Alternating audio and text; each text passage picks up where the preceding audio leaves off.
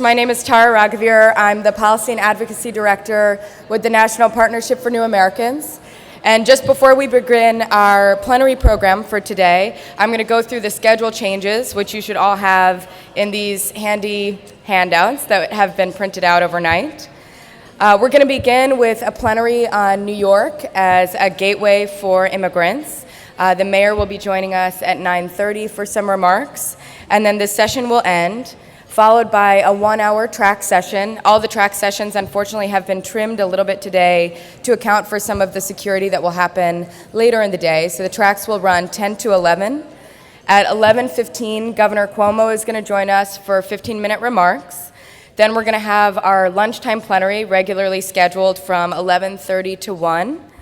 Then from 1:30 to 2:30, we'll have track session 3. From 2:45 to 3:45, we'll have track session 4. And then at 4:30, we'll have Secretary Clinton's remarks. And prior to 4:30, obviously, we'll have a long line and some security outside to make sure that this room is totally secure for the Secretary when she speaks. Her remarks will likely last until about 5:15, and then we'll be done for the day, followed by Nick Happy Hour, and hopefully a lot of fun in the evening for you and all your colleagues. So if you have any questions, feel free to ask any of the NYIC staff, any of the volunteers who are around. We all have staff or volunteer buttons. There are these printouts everywhere. The website has now been updated with the changed times, and I hope you have a really great day. Today, it's my honor to introduce Juan Manuel Benitez. He's a top political reporter here in New York with the cable news channel New York One, and he's also the host of Pura Politica. He's going to be the moderator for our first session today. Thanks, Juan.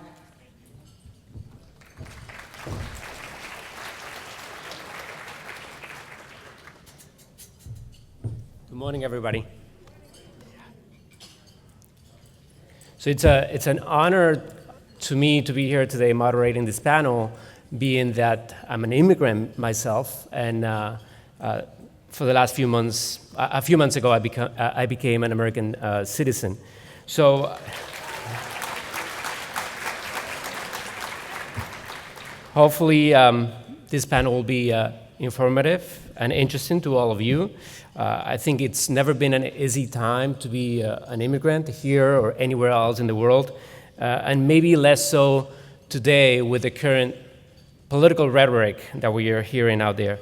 We're going to take a step back and try to learn from history, from experience, being that New York has always been that gateway for newly arrived immigrants looking for a place in the world. So we're going to start with some words from Professor May Nai. She is a long family professor of Asian American Studies and also professor of history at Columbia University. She's also a U.S. legal and political historian interested in questions of immigration, citizenship, and nationalism. She's the author of the award-winning Impossible Subjects, Illegal Aliens, and the Making of Modern America, and also the book, The Lucky Ones, One Family and the Extraordinary Invention of Chinese America. We're gonna welcome her on stage. Please give her a round of applause.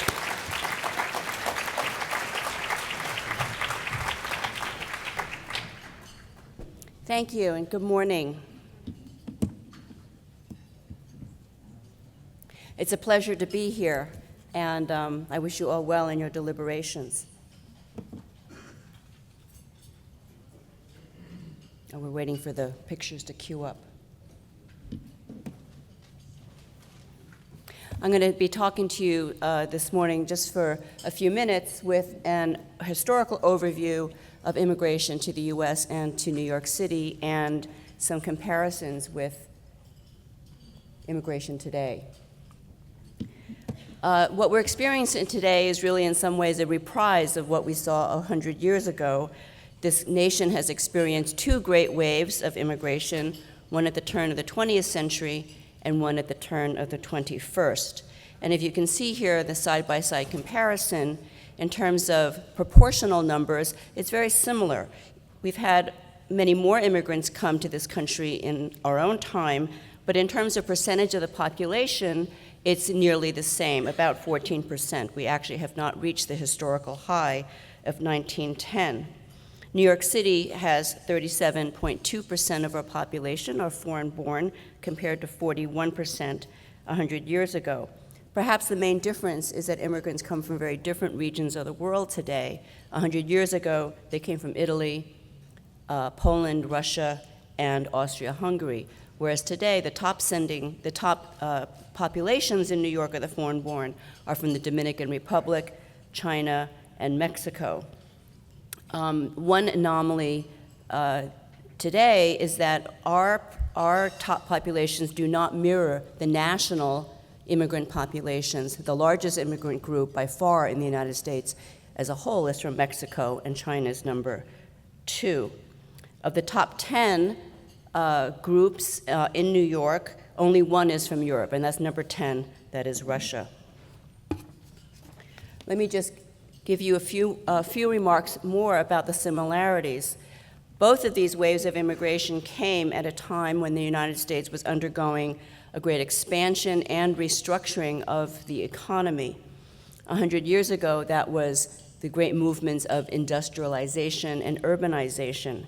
And today, we have experienced a revolution in terms of the economic structure, a shift towards service, information, and finance, with much of manufacturing production having moved overseas, principally to the global south. In New York City today, as 100 years ago, immigrants work in low-waged labor in a segmented labor market. Immigrants in New York comprise the majority of labor in construction, hotels and restaurants and other food services, transportation, and manufacturing.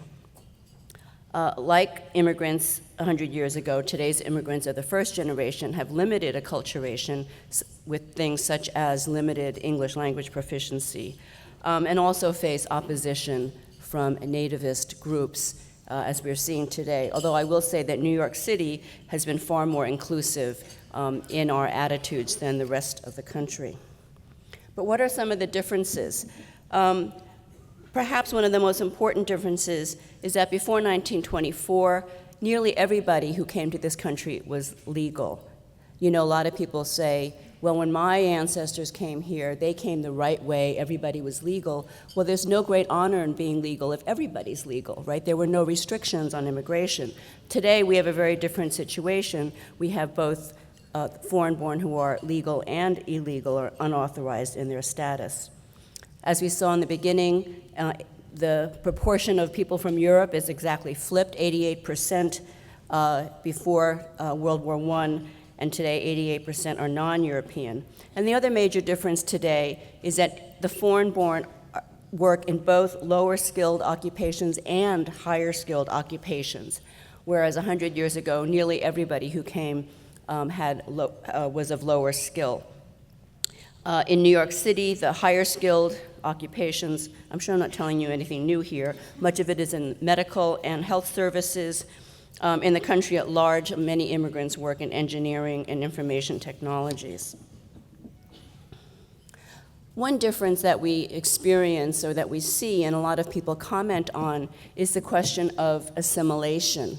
And again, many of those people who say their ancestors came legally, that's often followed by the claim that their ancestors assimilated into American society and were successful, whereas today's immigrants appear to not be assimilating. And unfortunately, many people attribute this difference to differences in culture, or worse, differences in race. And I want to propose that has nothing to do with culture, it has nothing to do with race, it more has to do with the conditions of possibility that exist in our society and in our economy.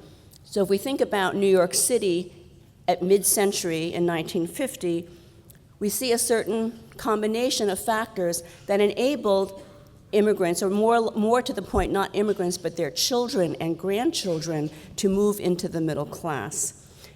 Between 1947 and 1974, the United States experienced a decline in income inequality, right? We had decreasing inequalities of wealth. You had a strong welfare state, and in particular, the GI Bill, which gave for the first time 30-year low-interest home mortgages with a small down payment. This was a revolutionary innovation at mid-century.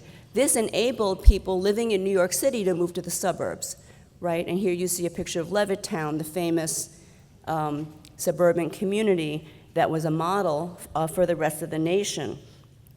The GI Bill also gave free college tuition to veterans, right? So coming out of World War II, you had an entire cohort of young people, including many people who were second or third generation immigrants, able to go to college, get an education, work in an expanding economy, and buy a house in the suburbs. So the result was a growth of the middle class. In contrast, today we have very different conditions that face not just the foreign-born, but all Americans. We have increased income inequality. Since 1974, the difference between the richest and the poorest has even grown farther apart. We have a decline of the welfare state. Social welfare programs have taken a tremendous beating since the 1980s. And in New York in particular, we can see this in things like the state of our public schools. And the labor movement is much weaker today than it was 50 years ago. Although I will say in New York City, it's relatively stronger than in the rest of the nation. So the result is the opposite of what we had in the middle of the 20th century. Today, we have a shrinking middle class and fewer opportunities for socioeconomic advancement. So I want to just give you a quick look at how this plays out in terms of income distribution. In New York City, and this is 2011 data from the city of New York, in New York City, the median income for men among native-born American men is $86,000 a year. For foreign-born men, it's $50,000 a year. And for the foreign-born who have been here for less than 10 years, it's $44,000 a year. And of our three largest populations, Dominicans, Chinese, and Mexicans, those figures are $26,000 a year for Dominican men, $31,000 for Chinese men, and $24,000 for Mexican men. So you can see here the concentration of the foreign-born in lower wage, lower skilled occupations, and you can see the difference between those who have been here for less than 10 years and those who've been here for 10 years or more. The difference is $44,000 to $50,000. So if you've been here for 10 years, you're still making, on average, $50,000 a year, which is more than $35,000 less than native-born men. Now that figure itself is very skewed, that 86,000, because it includes the 1% of men who work on Wall Street and native-born African Americans or Puerto Ricans who are considered not to be immigrants, right? They're citizens. And if you look at even those immigrant groups that have high education and work in higher skilled occupations, like those from India and the Philippines, the median income for Indian men is $71,000. This is considerably still less than native-born men. And for Filipino men, it's $55,000. I don't have time to give you the data for women, but believe me, it's all lower. I don't think you have any trouble with that. Okay, so I just want to end with a question. Who makes change? How does change happen? Here you have, historians love the garment workers, right? Because they're always out there fighting, and it's women in particular who are doing the fighting. 100 years ago, it was the uprising of the 20,000 in response to conditions in the garment industry, the Triangle Shirtwaist Fire, for example. And in 1982, there was the second uprising of the 20,000 in New York Chinatown of women who went on strike to preserve their health benefits. I often think about the conversation that takes place in this country where people debate, are immigrants good or bad for us? And I think that's the wrong question. I always tell people that's the wrong question. It's not whether immigrants are good or bad for us. Immigrants are part of us. And as part of us, they are part of the people who make the change happen in this country. Thank you so much for your attention.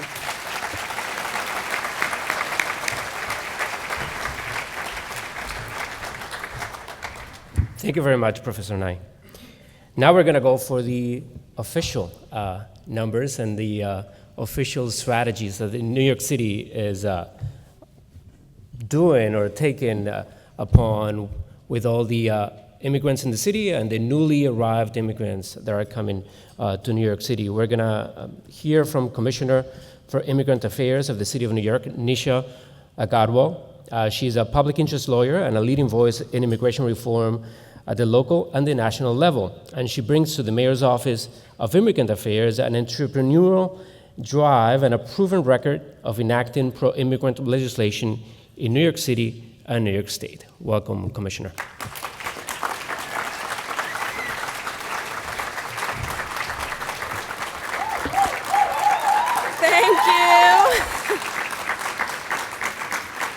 Thank you so much. Good morning, everyone. Welcome to New York City and welcome to the big, beautiful borough of Brooklyn. I am Nisha Agarwal, the Commissioner of Immigrant Affairs for New York City, and I am so proud to have the NIC in New York this year. Not just because it's the premier immigrant rights conference in the country, but because also you all are my community. I've had the pleasure of working with, learning from, fighting alongside so many of you. So welcome and thank you so much for being here.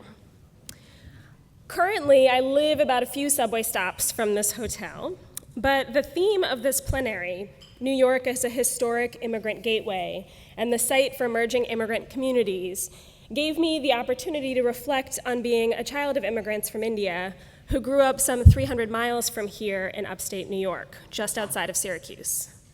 When we first moved to upstate New York, there were more cows and sheep in our neighborhood than people, and there were even fewer immigrant families. When we started looking for houses, I remember my dad getting very angry at the real estate agent when she tried to steer us to neighborhoods where she thought we would be, quote, more comfortable. You really don't push my dad around, so we moved where we wanted to, but there were no other brown or black families in the development. There goes the neighborhood, said the lady who lived across the street from us. There were small inconveniences. We would drive 3 hours to Toronto every few weeks just to get the ingredients for the Indian food that we ate at home. And there were bigger hurdles. At work, my dad and his colleagues, all professionals, but also in the end, immigrant workers, were seated separately from their white coworkers and asked to work longer hours and take on harder jobs. They had to file a lawsuit. Without a doubt, we are among the most privileged of immigrant families. So these kinds of experiences were more like a punctuation than an overarching narrative of how I grew up. But they shaped my career path to become a civil rights lawyer and an immigrant rights advocate. And I always remember my mom's advice to me when I would get upset about the stuff that would happen. She would say, don't let anyone have that kind of power over you. Just keep moving and show what you're made of. So I think about that when I think about the story of New York and the story of our movement. A lot has changed, demographically and otherwise, across New York State. Last summer, when the unaccompanied minors crisis was at its peak, New York City responded quickly to provide health, education, and legal services to the young people who were coming from Central America. But who else was a loud, vocal supporter of those young people? The mayor of Syracuse, New York. I couldn't have been prouder of not only where I was now, but also where I came from. And across the country, communities that were not traditional immigrant gateways are becoming more welcoming and much, much more diverse, standing alongside cities like New York, Chicago, and San Francisco to underline clearly an inclusive vision for America. In New York City, the leadership of a progressive mayor and a rich network of immigrant organizing groups has meant that we can push the envelope on immigrant integration initiatives. In less than a year, the city's municipal ID program, ID NYC, has more than 670,000 cardholders, immigrant and non-immigrant alike.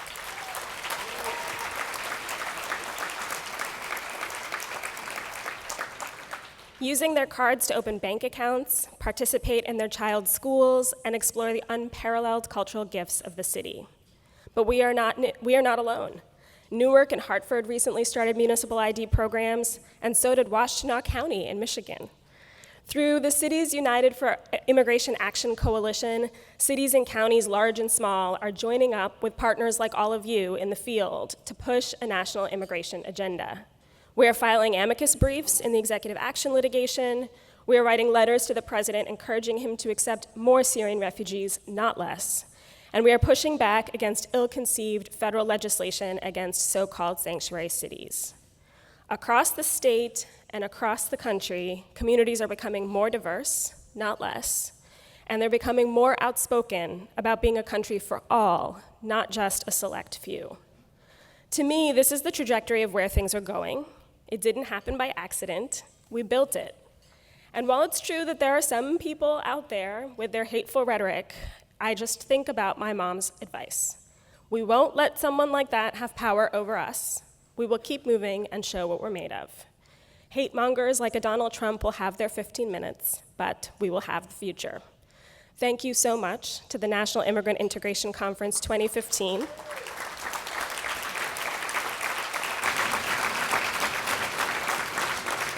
To the New York Immigration Coalition, the National Partnership for New Americans, and Make the Road. I'm so excited for this conference and even more excited to continue being in the fight with all of you for many years to come. Thank you.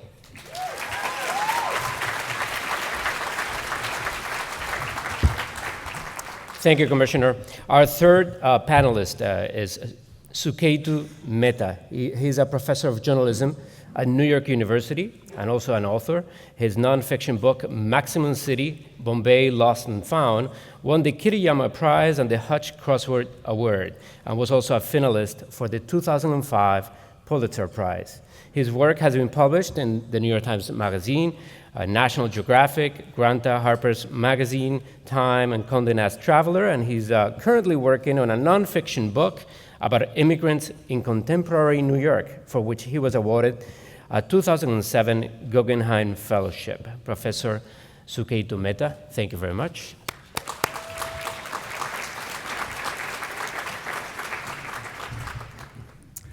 Thank you. I was asked to come here to talk about what makes New York special. And the short New York street answer might be, because I say so, comprende? Got a problem with that? But I'll expand on that.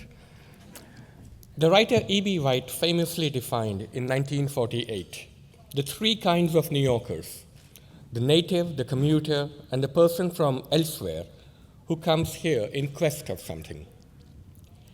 Today, there are three different kinds of New Yorkers: the people who act as if they were born here, who have a sense of entitlement about the city even if they arrived here yesterday; the people who are here and wish to be elsewhere, so toxic has it become for them; and the collection of virtual New Yorkers all over the world, in cities from Sarajevo to Santiago, who wish they were living in New York. These are the three New York states of mind, and what they have in common are longing and a quantity of delusion. It is a city of dreamers and insomniacs. What makes New York special? New Yorkers are convinced of its specialness, but Toronto is more diverse, London is bigger, Washington more politically powerful. So why does New York think it's the capital of the world? From my window in Manhattan, I can see the hole in the skyline where the World Trade Center used to be. I live in the crosshairs of every wacko and terrorist in the world. When the crazies want to register their objections to capitalism, colonialism, urbanism, dance music, whatever, they keep coming back to New York, that most welcoming of cities. We live in this city like a tongue between teeth. But the terror threats do not stop people from wanting to move here from all over the planet. 2 out of 3 New Yorkers are immigrants or their children. As was I, when at 14, I moved from Bombay to Jackson Heights, in the borough of Queens, the most ethnically diverse neighborhood in the United States. My neighbors were Indians and Pakistanis, Jews and Muslims, Haitians and Dominicans, Greeks and Turks. Many of them had been killing each other just before they got on the plane. But here, they lived next door to their ancient enemies, and their kids dated each other. They still may not like each other, but they do not burn and riot. They've agreed to suffer their neighbors. It's been years since there was any major ethnic conflict in the city, because no one ethnicity dominates, no one community gets blamed if the economy goes south. People often explain the problems in European cities by citing unemployment or inequality. But New York today is the most unequal city in America. In 2007, the top 1% of New Yorkers earned 45% of its income. The average daily income of this group is greater than the average annual income of the city's bottom 10%. And today, the richest 5% of New Yorkers earn 88 times as much as the poorest 20%.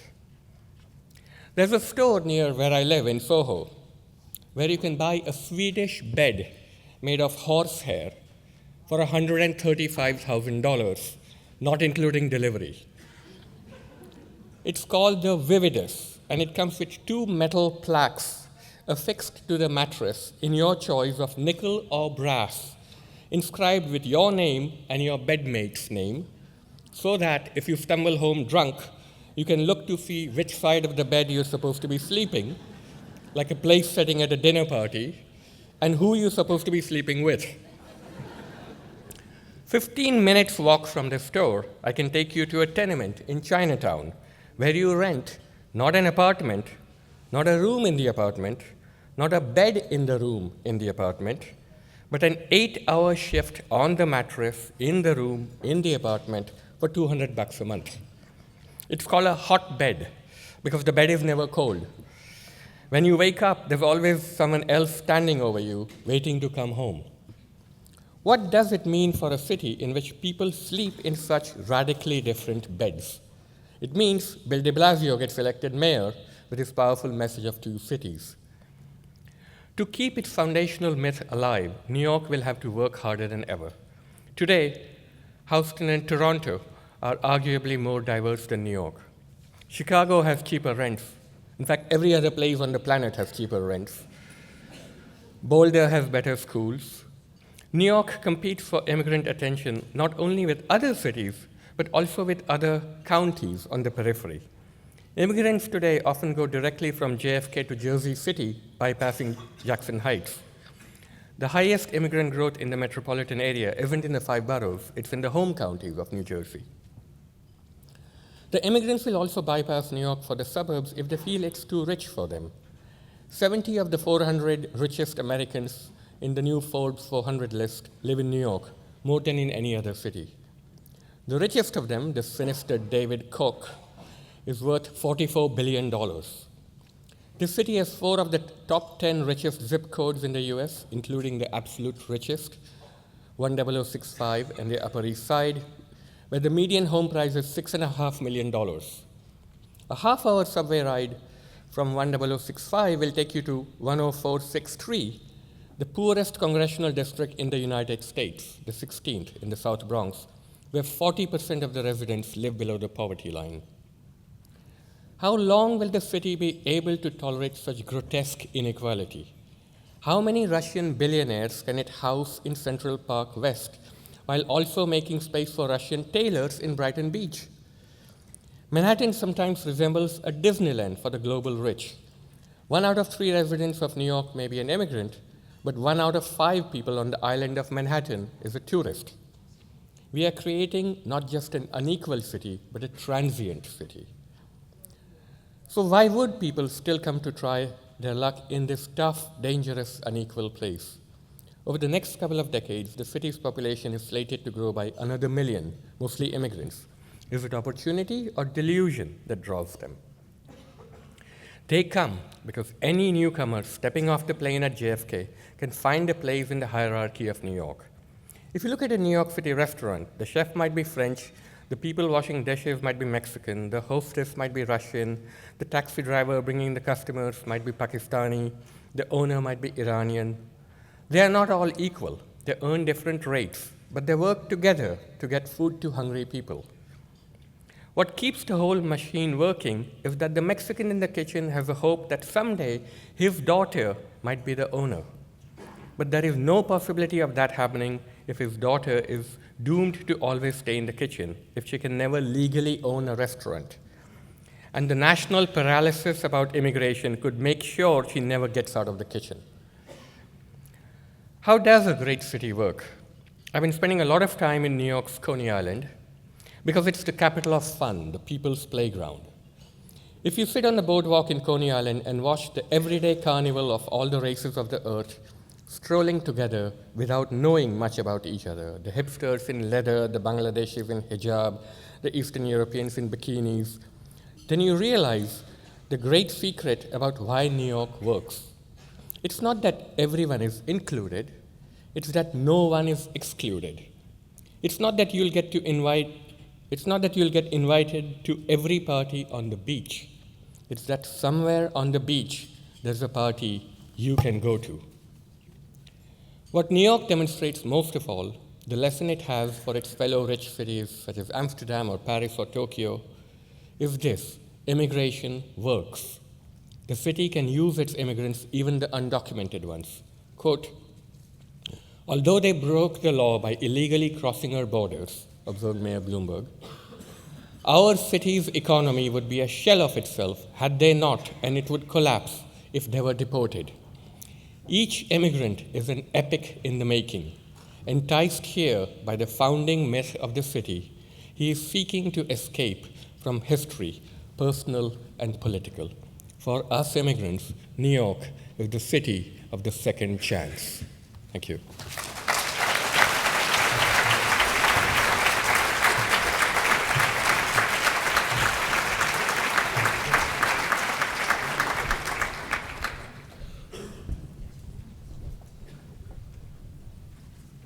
Thank you very much for those presentations. And I want to start the conversation with something that some of us read in the newspapers this morning. There is a new Siena University poll out there this morning from New York State voters. They asked them about Syrian refugees, and 52% of New York State voters said that they are against allowing Syrian refugees coming into the U.S.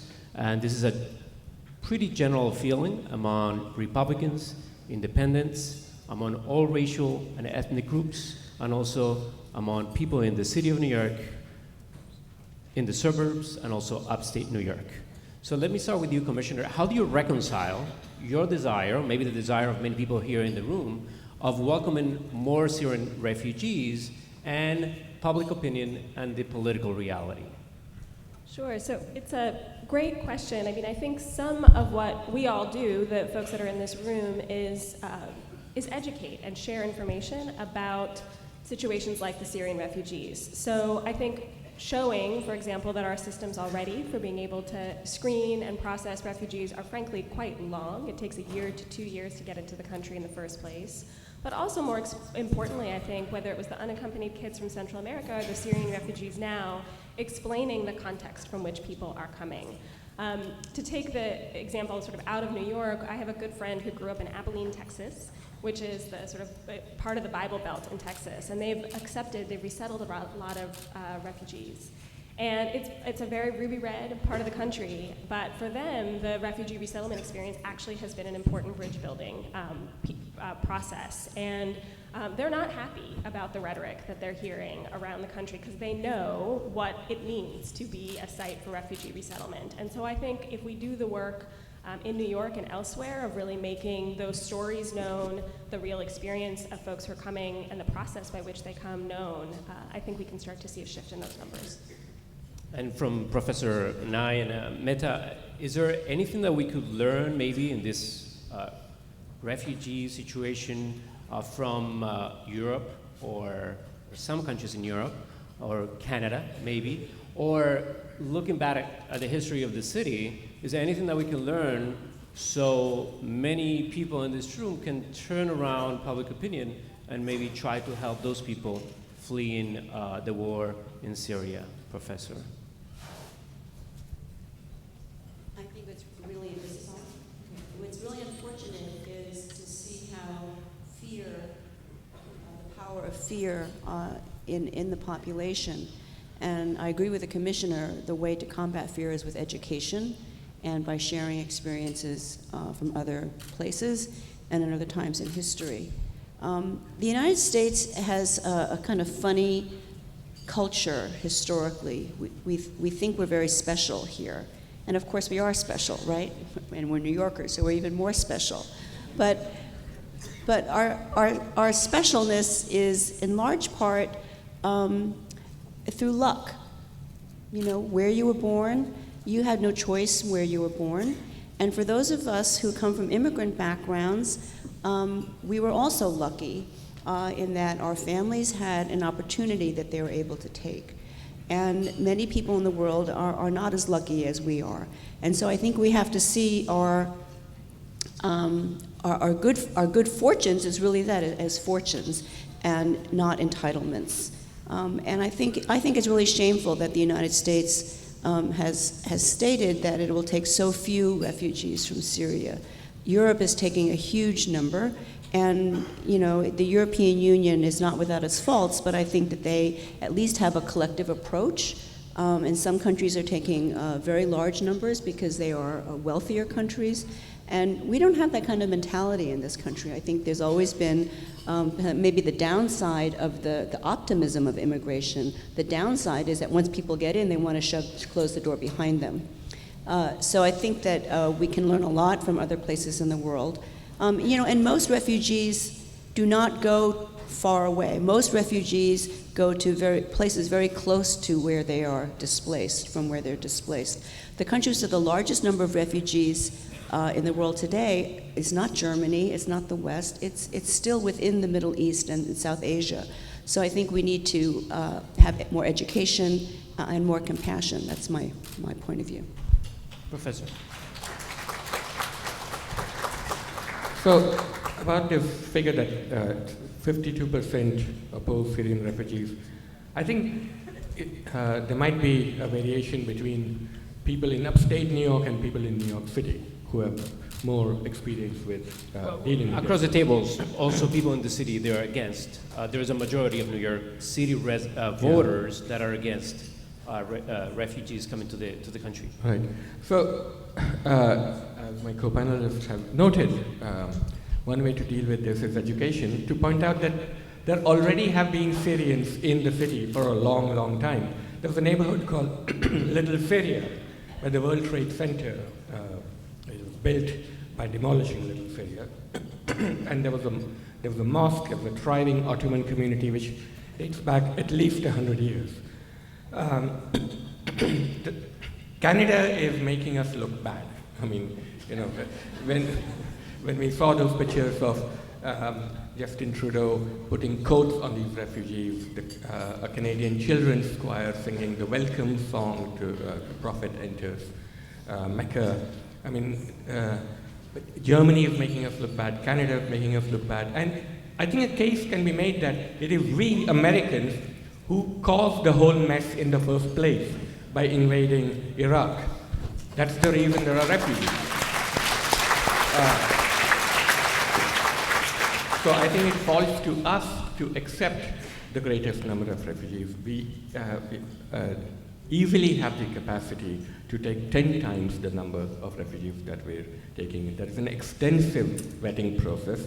And if I were a terrorist, I really wouldn't be thinking, let me wait 2 years to be completely vetted and submit to dozens of interviews, and then I'll go bomb the US. You know, the rhetoric that we're seeing from the Republican candidates is just ridiculous. I mean, each one is loonier than the next. I think we should start calling Trump chump, because his rhetoric is as fake as his hairstyle. And I'm amazed at how much he gets away with on the 5 interviews he does every day on the media. I'm surprised none of these anchors have stopped him in mid-effusion and say, have you no decency left, sir? At long last, have you no decency? Well, to be fair, one anchor from Univision did something like that, and he was widely criticized as being unfair and really subjective for journalists. So, to be fair, there are a couple of them that they are trying to do something like that. But is it because we're talking about Donald Trump? But Donald Trump follows a a tradition of demagogues or people with those points of view here in this country. It's a deep-rooted tradition. Professor, I don't know if you can help us understand. Last week, City Hall, or many people, city council members and also religious leaders and union leaders got together at City Hall, giving a press conference to talk about how we need to stop this rhetoric. But at the same time, there was a protester. She was a Jewish lady from Brooklyn saying that the same way this country didn't allow at some point Jewish refugees during World War II, then we should be careful this time also. So is Donald Trump something new? It's a new phenomenon, or it's just simply a deeply rooted tradition here in American history? Unfortunately, it's not a new phenomenon. We have a long history of nativism, opposition to immigrants. He's also tapped, obviously, I think, into racism, and now he's ladled on top of that fear of terrorism. So that's a very potent combination. But we haven't had anybody on the national political stage with rhetoric this bold and ugly for a very long time. Probably the last one, I would even skip Goldwater, because Goldwater was ultra-conservative, but he was not blatantly racist in his rhetoric.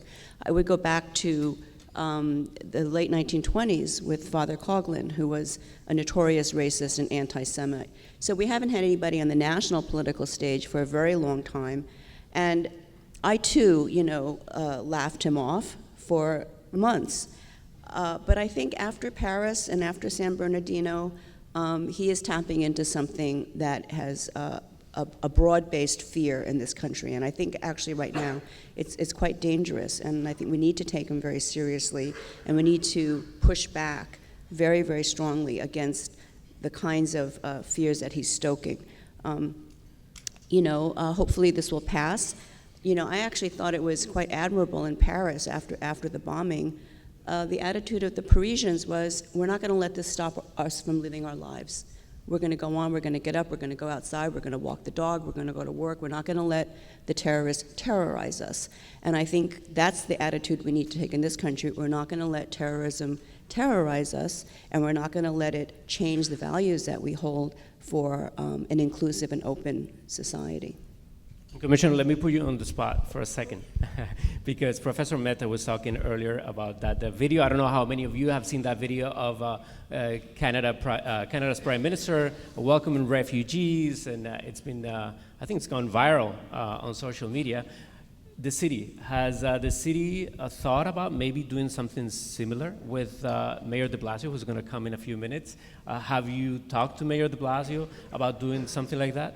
Yeah, so the mayor has been very vocal and outspoken about the Syrian refugee issue, both speaking out against some of the hateful rhetoric that we hear, but also saying that what New York is and how it works is that we welcome all and we make it a city that's inclusive, and that, Suketa's beautiful remarks about the ways in which people from all over the world are here and it hangs together. That's done not just by focusing on bringing a particular refugee group here, but on all of the different programs that help to integrate immigrants. So I think it's fundamental to his overall platform, and I don't want to steal any of his thunder of what he'll talk about later, but I do think that it's the federal government, and unfortunately not the cities, who can decide sort of where refugees are resettled. But I think certainly from New York's perspective, we would love to have even more Syrian refugees. Because what measures can the city government take when we know that immigration policy and also refugee policy comes from Washington, D.C.? Is there anything else that the city can do? Absolutely. So we're this week meeting with many of the refugee resettlement organizations that are based in New York to talk about ways in which we can better work together to connect refugees to the myriad services. I think programs like IDNYC, like so many of the pro-immigrant policies that we have, are beneficial to all, including refugees. And then thirdly, I think the advocacy, right? We've come together with cities from around the country in a variety of coalitions, Cities for Citizenship, Cities United for Immigration Action, with the goal being to raise up our voices collectively, to say, even though immigration decision-making is made at the national level, this is where immigrants and refugees live. It's in our cities and it's in our towns. And by coming together, we can articulate a unified vision of what our future America should look like, rather than what we happen to be hearing right now. And how can New York City basically help the process that it's been a pattern through different waves of immigration to the US and to New York State? It's been a pattern of immigrants settling first in the city and then moving outside of the city to the state. Has that changed? Are they still coming through New York City? Are they settling first outside of the city or to other parts of the state? And how can the city or officials or academics help that process, to ease that process, and that we've seen so many times before? Well, immigrants are clearly still coming into New York, but as I mentioned in my talk, I mean, the great threat is inequality. Now an immigrant who's coming into the country has a choice of many, many cities, many of which are also as welcoming as New York, but where the rents are lower and where it's easier to find a job. So I think the long-term threat to this kind of immigration in the city is going to be the fact that it's becoming a ridiculously unequal city, and there's a housing emergency in the city. I know that the mayor has a plan for affordable housing, but it's the number one threat to New York today isn't terror, it's lack of affordable housing.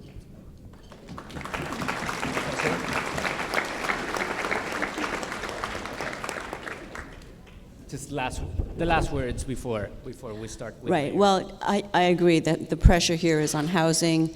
The inequality, increased inequality we have in the nation is most acute here in New York City. So for anybody who wants to come to New York, that's a problem. New York has a wonderful array of refugee resettlement organizations. The problem is, where are you going to house people? Like, that's I'll the give you the challenge. last word, Commissioner. No, I will just sort of reiterate what everybody said, and also just say that in New York, you look at something like the IDNYC program, and it's the great equalizer, right? That we gave the Pope a card, but it's also the immigrants in Jackson Heights, and so thinking more about how we sort of remedy some of those inequalities and have a shared commitment to the city, I think is really what we're thinking about. Thank you very much to our panelists. Thank you so much to the organizers also, and I hope this conference will be a really informative and really a helpful place to learn from each other. We're going to hear in a few minutes from Mayor de Blasio, so thank you so much for being here this morning.